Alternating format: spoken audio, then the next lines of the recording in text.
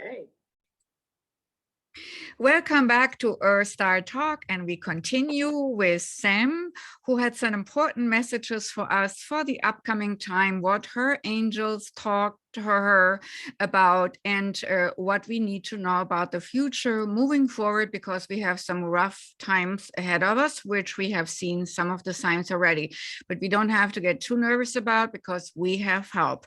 So to sum it up, Sherry had told us about how the angel, like Angel Gabriel and Angel Michael, and also the earth angels, meaning angels who had been humans, but now on the other side, were utilized to move forward. So let's continue, and I'm all excited to hear the rest of it. So thank you so much for coming back to talk to us today. Well, thank you for having me back. But my angels already knew this was going to happen because they organized two different agendas for me today. The first one's explaining everything up to this point in time. So we just talked about all the things that have to change when you accept the fact that it's time for a shift in your life. And that we're going to use that 5-finger thing again. And that Archangel Michael is the one providing the courage for that.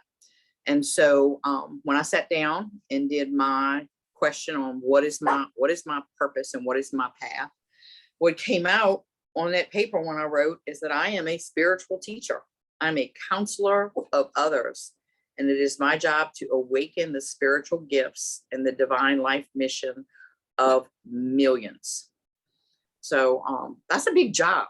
Okay. Yes, it is. I'd have been a lot happier if that word at the end would have been many. But millions, that is like an amazing thing to me. And so Archangel Gabriel is the angel that I have been told is going to help me with this aspect of my life. And that I do have a very important life's purpose, and it has to do with communication and the art of communication, because it is an art. Purveying information to someone is nothing if they don't understand it.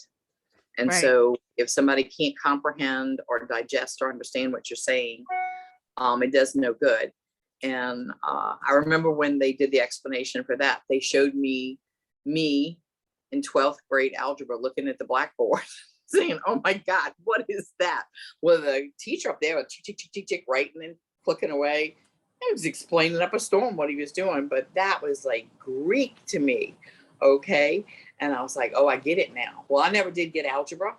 So it was really important for me in my role as a teacher to be able to express to somebody what I was trying to say to make sure that they got it. And so I think part of the amazing path that my life had was for me to have a special sister that I've talked about previously, because she could not speak. And so she was so smart. She could get me to understand what she wanted without elocuting a word. Okay. Her eye movement, her body language, pointing her hands. What I didn't realize is that I was capable of receiving those messages. And that's why that communication worked for the two of us. Every single person that I'm going to be teaching is ready to receive that. If they're not, it's going to bounce off, just like the algebra bounced off of me. But those people who are ready for that are going to take it in and soak it up and then bring it beyond where I am. The true success of a teacher is for someone to grow beyond what you have shown them, that they use what you have like a building block to go forward. And so Archangel Gabriel, the first time we had our conversation, told me that I needed to understand that I could relax, that this is going to be a fun journey. Didn't sound like too much fun to me. But he promised me that he would be my coach and he would prod me along. And I'm like, prod me along? He goes, oh yeah. He said, you love to procrastinate on these things that you're not sure about because you want to be confident when you walk forward that something's there. And I was like, well, of course I do, or you're going to fall. And he said, well, this is the time in your life where you're going to have to practice what you preach. This is when you have to show me the difference between faith and knowing. So let's bring it back a little bit also to our viewers and audience, because it's wonderful that you're going to be a teacher. It's wonderful that masses will listen to you and that you are prodded and guided. But how about our audience here? So would you not say that everyone who's also viewing this is part of this play and is equally important? Because one of my guiding ones saying, just because you are a psychic medium and doing your work and helping people along in this not so easy polarity of theater play of life, you're not better than the lowliest person, because we are all the same. You're not higher, you're not lower, you're equal in soul, and everybody is a soul having a purpose in this life. So how is your teaching in regard of Archangel Gabriel and so on? How can people find out about their life's mission? I mean, yours looks wonderful, and I understand that you feel hesitant to follow such a big calling, and maybe our viewers feel a little hesitant to some of their callings too.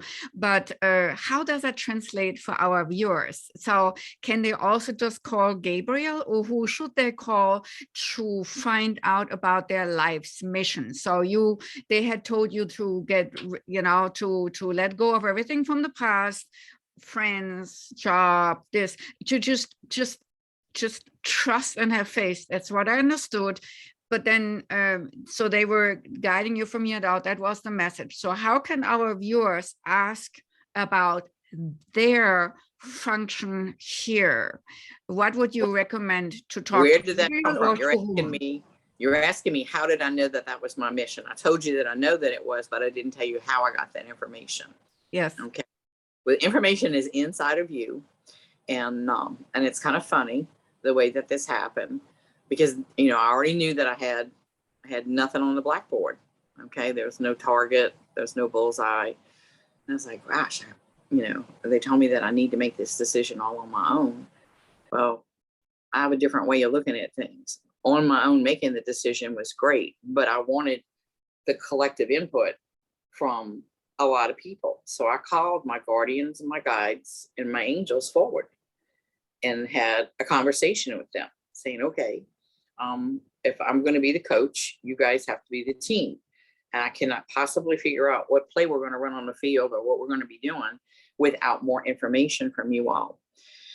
And what they told me was to take a piece of paper and write down on one side of it all of the things that I truly loved doing, and all of the things on the other side that I truly hated. And then to take another sheet of paper and go back to my childhood and look at what it was I thought I would be doing when I grew up. And what I always thought I would end up being was a teacher. And I didn't understand what that role was other than what was defined in my mind. And that was like a grade school teacher or a high school teacher. I never really applied that into teaching in other aspects.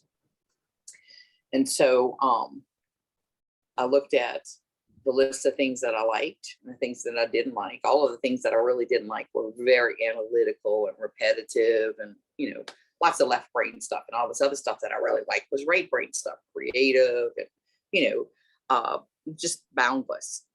And it tied to the teacher. And I was like, I cannot go to school to become a teacher and be in a classroom. That would never function that way. I'd be fired before I even got hired, because I'd say what I really thought.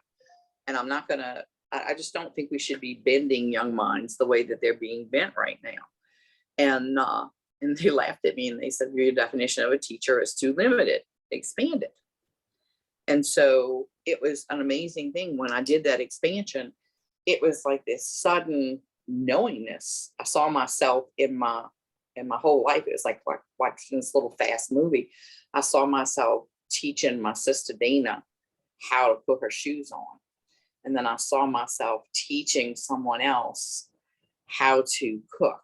And I saw myself teaching young women that I was trying to help find jobs how to dress properly and how to answer questions. And I've been teaching my whole life, and I never knew it. I was like, oh my goodness, I am a teacher. I am a natural teacher on a plethora of subjects. I'm a wealth of useless information until somebody needs to know something. And then I'm an expert because I'm like, oh, let me tell you this about that. And they're like, how do you know that? I don't know. I just know it. And it's just there. But it's because I think I have had such a voracious need to read things. I would devour books like crazy when I was a kid. And not a whole lot of people will admit that they've read the encyclopedia, but we had a set of encyclopedias when I was a kid and I read them. You know, I was just curious about things. So when that knowingness came to me that I was going to be a teacher, I was, you know, pretty happy about it. I'm thinking, you know, well, I'm going to like make these little seminars and, you know, do 6 to 8 people. I had this idea of being able to do something to empower women. And they're like, no, you know, that's not where your path is. Your path is to do a spiritual thing. You're still connected into the earth. Okay. You need to get beyond that.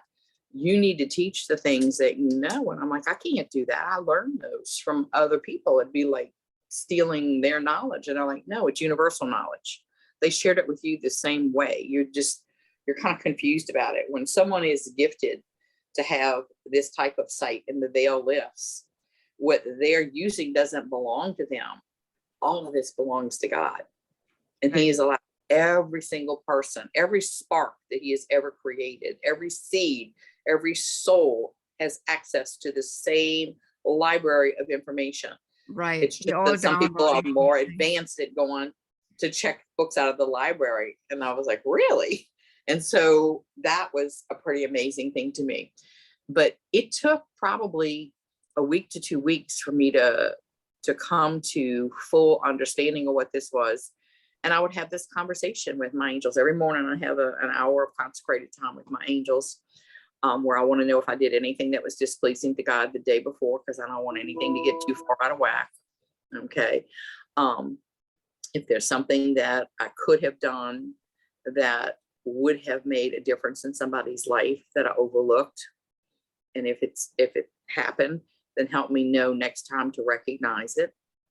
And if there is something that I need to do today to be closer to the purpose that I have. And so every day I got this little instruction on what to read and what to do and what to prepare. Sometimes even where to go.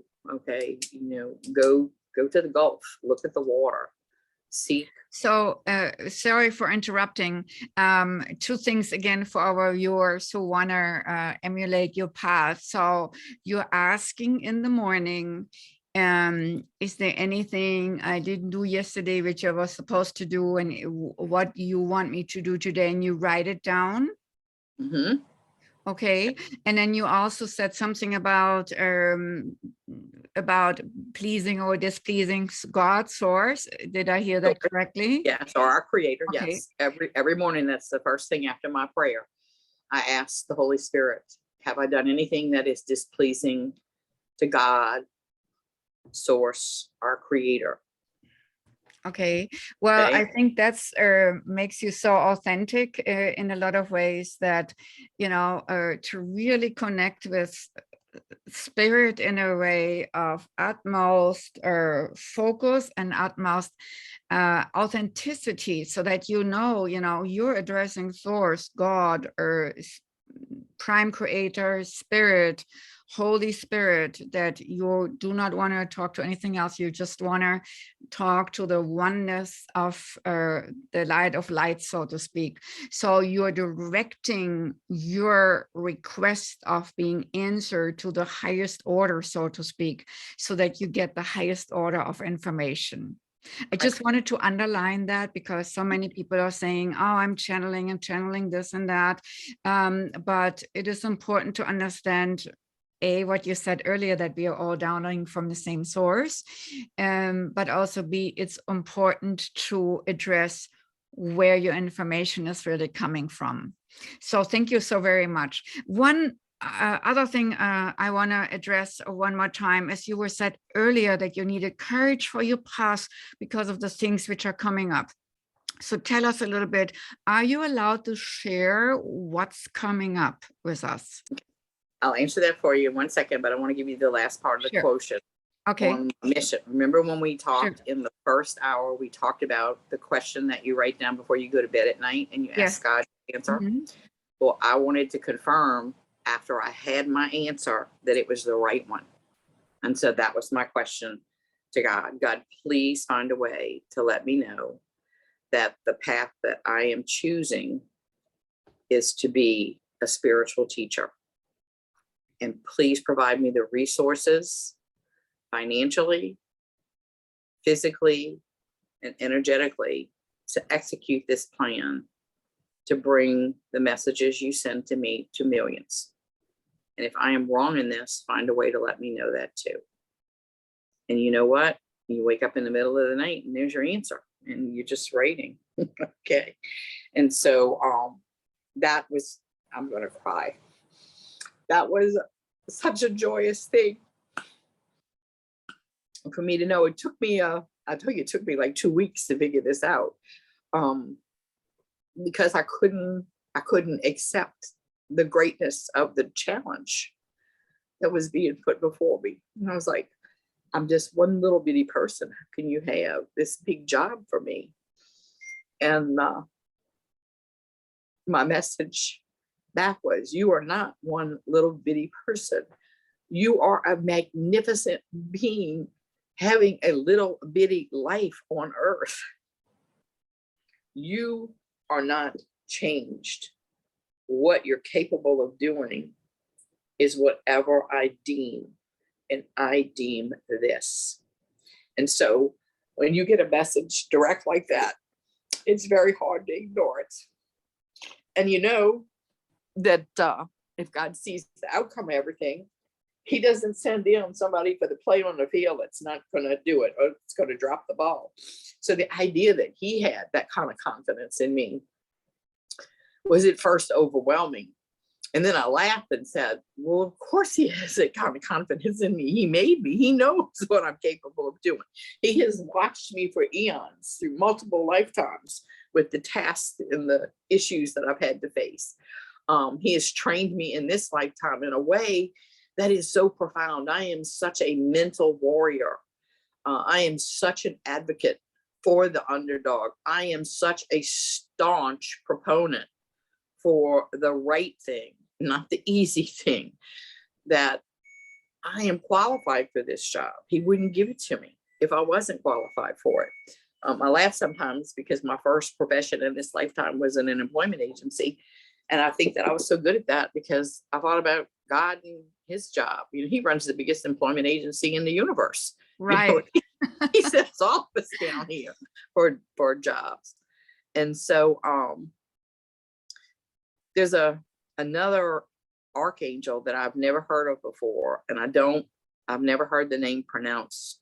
I'm going to spell it for you, Claudia. You probably know who this is. Archangel Shamuel, Chamuel. Have you ever heard of that archangel before? Yes. Okay. That archangel is really important to my mission because he's the archangel that guides change in your life. And I didn't know him because I didn't really have a whole lot of change in my life. I was just barreling straight down the path. But there's a prayer that I was given for that. And I was told that I have to say that prayer for 21 days. When you say something for 21 days, it takes that much time for it to burn into your long-term memory, to be there forever. And it's able to be recalled. And so the prayer is, thank you for helping me stay true to myself as I experience this important change. I ask for your, I'm sorry, let me turn this off. I ask for your complete and thorough assistance in sorting through the relationships in my life, my career, and my other life areas where I feel my tastes have changed. Please guide me through these changes with grace, compassion, and integrity so that everyone involved is blessed. Amen to that. Would you be willing to share that with us so that I can put it down under the recording? Or is that only for you to be used? No, I'm able to share it. Wonderful. Thank you so much for that gift. That was wonderful. And yeah, Shamuel is definitely one of change. And when you know Shama, Hebrew, say that, is it Shamael? Shamuel, yes, Shamael. and the SCH is actually also like an S, and Samael, Shamuel, and Sam, yeah. Oh, okay. Because in Hebrew, we have certain sounds like sh, but also s, and it's the same glyph in the Hebrew language. So it's going to be interesting to see what people who work with Shamuel are coming up with when they're working with your prayer. But I always say seeing is believing. Confirmation comes to practice. So instead of looking up desperately in which correlation Shamuel is found on the internet, I would challenge the viewers to just try it out and use the prayer for the best of their advantage to shift and change and see where it leads them. So along with that change, I want to say this so that people know that my birth name is not Samantha or Sam, but in this transition, I was told that I have to have a different name because I am drawing different energy and vibrations from the universe for this path that I'm on. And so, so this is like a goofy little nickname that I've had since 2008, but that is the name that I am to function under at this point in time because of the energy that it draws to me. But there is no way that you can approach these kind of things without having an element of fear. You can be courageous, even though you're fearful. Okay. I think that every Christian that ever went into the ring to face the lions was courageous, but they were fearful too, because they knew what they were facing. And so I learned something else. I've learned all of these things in the last few months that I told you I feel almost overwhelmed sometimes. That there's a thing called a spiritual vacuum cleaner. Okay. And that was an amazing thing to me. And Archangel Michael and Archangel Raphael are the two angels who have access to that. And I laugh because the first thing I said is it a Dyson? He said, no. I said, well, how do I know it's going to have really good suction? I have a lot of fear. I want you to vacuum out of me. But that vacuum actually can vacuum away fear. And so if you call upon Archangel Michael and Archangel Raphael, and they have this healing band of mercy angels to come immediately whenever you need them with their spiritual vacuum cleaner, and to please deposit it into the crown chakra and suction away toxic, fear-based, or entity-based energy that does not serve me. They will literally just suck all of that right out of us. And then you have to remember to thank them. Our angels love to help us, but they want to be thanked. Just like God wants us to pray to him and revere him, our angels want to be thanked for what they do for us. And so you have to thank them for the healing. And then you have to ask them to please fill your body with God's diamond bright white light to heal and protect you. So the diamond light is not just white, silver, sparkling light. It is more light which reflects all the colors in the white sparkling light. Is that correct? That's right. You know exactly what happened when light passes through a diamond. Every color in the rainbow is there. Okay.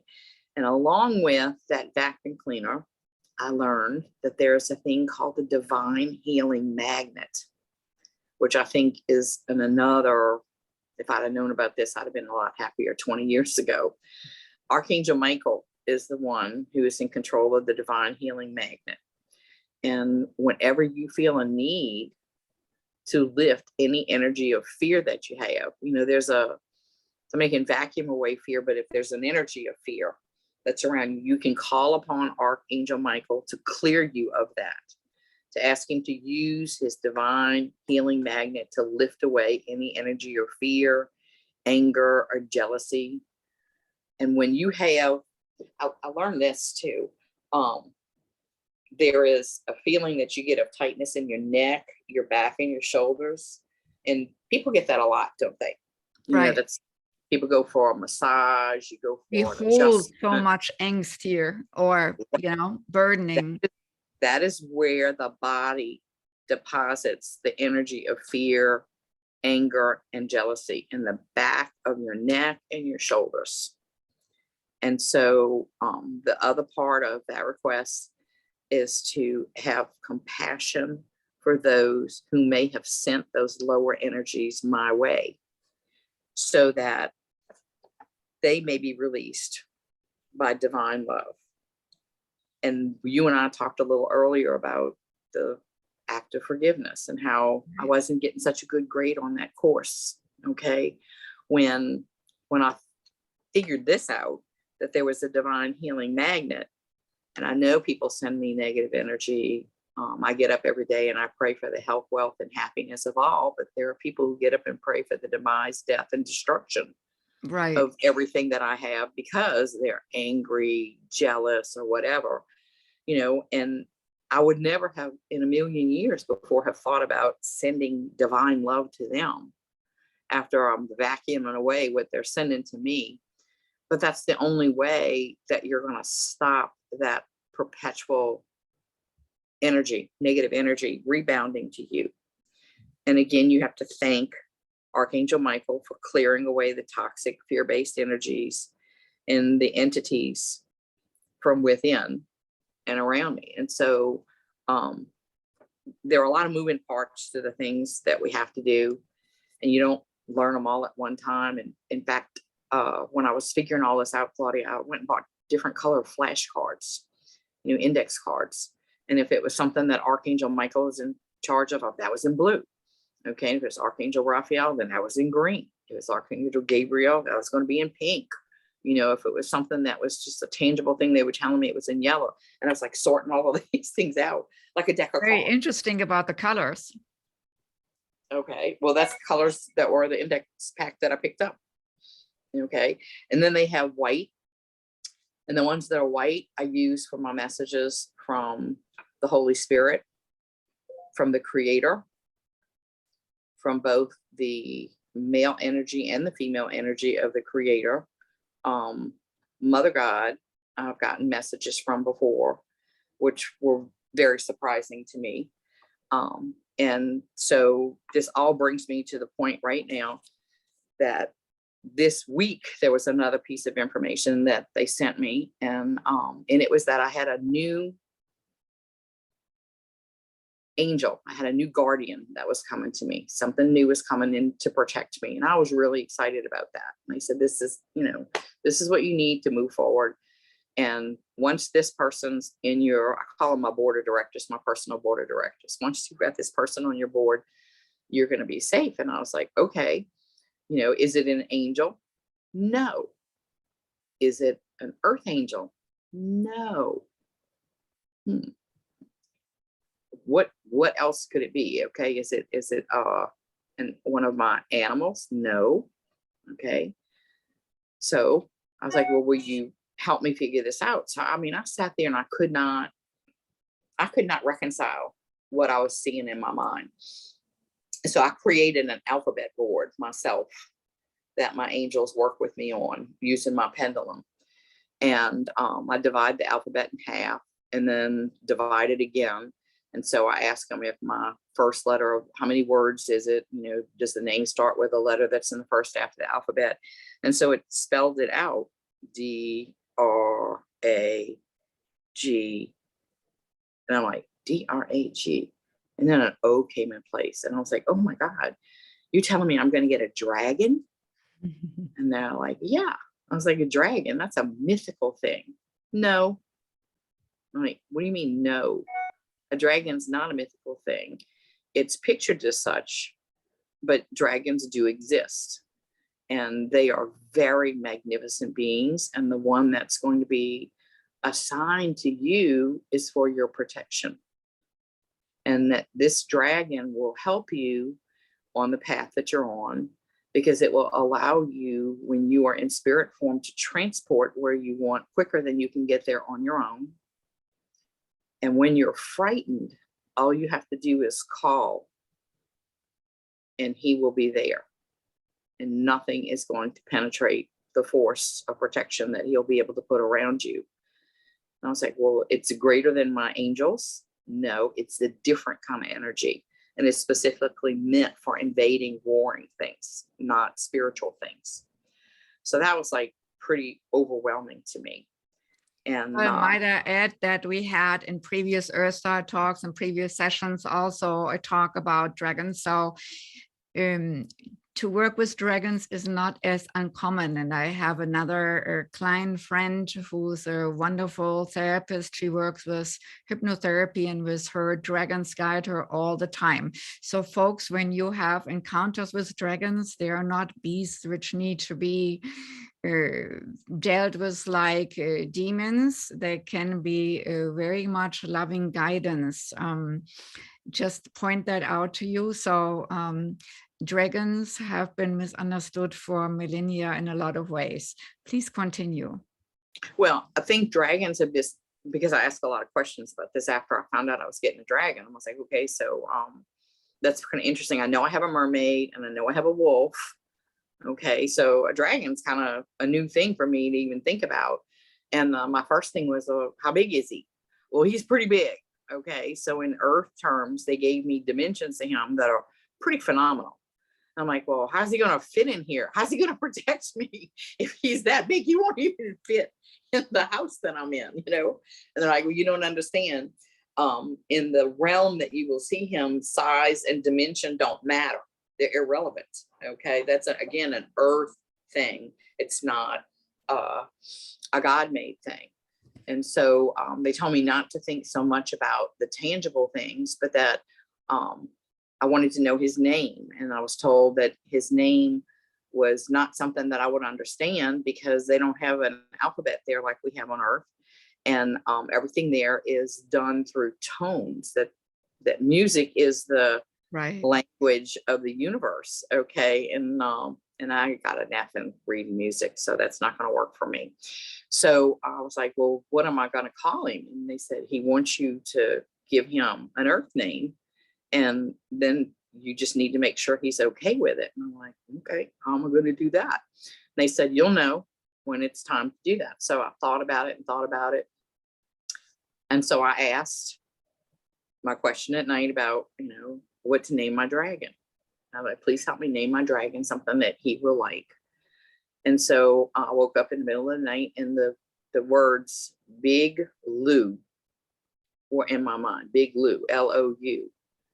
And then Big Blue Lou. And I was like, Big Lou, Big Blue Lou. And I was like, wow. So I got up the next morning when I called my angels and talked to them. I said, I think my dragon sent me a message last night through God that he wants me to call him Big Blue Lou. And they said yes, or two. And I'm like, okay, so it can be two things. Well, I call my car Big Red, and she's my transportation. So he kind of liked that. So he wants to be Big Blue if it's transportation. And if I'm scared, it's Big Lou. So he knows what the call's for. If it's for a ride, if I want to hitchhike, he's Big Lou if I'm scared. Big Blue if I want to ride. And so that to me was pretty amazing. And I asked why I needed a dragon for this. And so we're going to talk about one last thing here.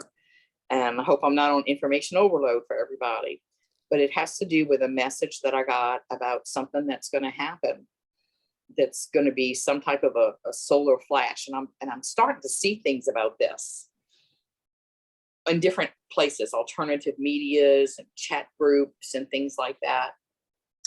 And I got this message that I needed to make sure that I understood that this solar flash is something that's going to be really good for planet Earth. It's going to scare a lot of people, but sometimes people have to be scared to the point that they think it's the end of the world to go to God.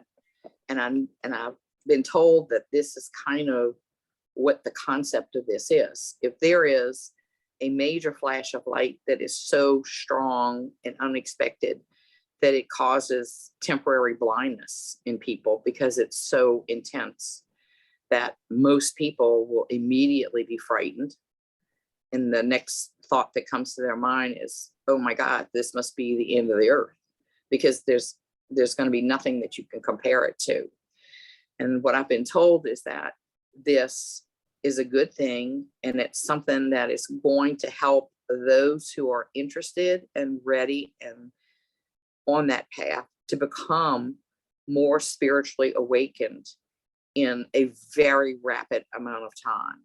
That it's going to do something that has to do with decalcifying the pineal gland somehow, and that we are going to have like a light shade that's made available to us to awaken all of the knowledge that's been withheld from us and everything that we need to know to understand the truth about us as beings, the earth, everything from the beginning of time. And that is a lot of information. And so they talked to me about information overload and how that can create a sense of temporary insanity. And to ensure that each soul moves at the pace that they are capable of, this information is going to be there, and they'll be able to take in as much of it as they can at a time. Everybody's going to be able to move at their own pace. And there will be some people who will not take in any of it. Just as we talked before about when you're teaching somebody something and they're open to it, they're going to take it in. Not every person that chose to be on Earth at this time is signing up for the whole ride. You know, there are massive numbers of people leaving Earth right now, and a lot of it has to do with vaccine related things, but the choice to take that vaccine is an individual choice. And I mean, I know there are places where they're mandated, but you still have the right in America anyway, right, to say no. And through other countries, you know, people have done great things to avoid that, you know, fighting it up to the end if it's forced upon them, but they didn't take it because they chose it. And so may I interject and say, in regard of the upcoming information with the slide flash, that we should choose to get as much as we can digest? Yes. Well, I think that's going to happen naturally for the people who are like us, because they're curious. They're naturally curious. The way that I see this, you know, how I get things explained to me in very simple terms, is the way people would choose to read a book that they've been wanting to read for a long, long time. There are people who would maybe read an hour and be tired of it. There are people who would leave it laying on the coffee table for a few days till, you know, they had a stretch of time that they wanted to dedicate to it. There are people who would have it because they wanted it, but it's just something they wanted. They really didn't want to go through the process of having to read it. They're going to wait for the audiobook or the movie to come out. And then there are people who are going to say, oh my God, they're going to grab a glass of iced tea, put their feet up on a chair, lean back and open that book, and they're not going to stop until they finish the book. If they have to read through the whole night, they're going to read through the whole night. Well, that's a me person. Okay. Right. And so I know that I'm going to go through that way, but that's how I am. I'm just naturally curious, and I have that kind of an appetite. And when I'm reading a lot of things, I kind of sort it all out into the file cabinets in my head, saying, oh, I'm going to put this over here and I'll go back and do that later. But I always read everything with highlighters and ink pens so that I can mark things and write in the columns on the sides and things like that. So the idea that I would... I have to stop here because I have an obligation otherwise. Okay. But what is the last thing you would like to give out as a message to our viewers, please? And I'm sure we will do this again. The last thing I want to say to them is that I got a message from a stone in the earth called Moldavite. And the stone wanted me to know that external appearances have nothing to do with reality or any situation. What is important is the kernel of truth that lies at the heart. So the word to appear implies that something seems to be. It is not what it is. We need to see the divine in those that we revile. We need to see the luminosity in those whose appearances repel us. They are our family, all of them. And that love is everywhere. Do not miss it just because it's hiding behind an unattractive exterior. If you look with your heart and not your eyes, you will always see the shining through. Wonderful. That gives me chills. Thank you so much for sharing all this wisdom with us and your wonderful experiences, and so practical experience for us to use as well. Thank you so much, Sam, for coming, and I'm hopefully talk to you very soon again. Thank you. Thank you. Have a great day. Bye-bye. You too. Bye.